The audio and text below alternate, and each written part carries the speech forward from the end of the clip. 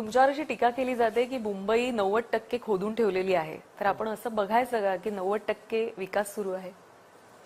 विकासच चाललाय बघा. अल्टिमेटली आपल्या घरालाही रंगरंगोटी करायची असेल तर सामान बाहेर काढावं लागतं.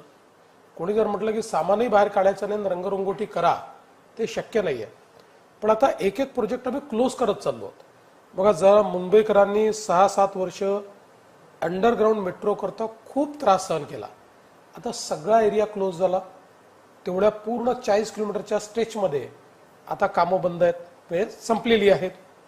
तसंच आता जी काही आपली ओव्हरहेड मेट्रो आहे त्याची कामं आता मुंबईतली ही अंतिम चरणाकडे चाललेली आहेत. पुढच्या 2 वर्षात ती सगळी संपून जातील. मला असं वाटतं की हे खरं आहे की जेव्हा कामं आपण करतो तेव्हा त्रास होतो. याचं प्रमुख कारण काय आहे? वेळेत जर कामं केली असते, जुन्या सरकारने योग्य वेळी ही कामं केली असती तर सगळी कामं एकदम आपल्याला करावी लागली नसती. त्यांनी न केल्यामुळे एक डेफिसिट तयार झाला. तो डेफिसिट पूर्ण करण्याकरता आपण करतो.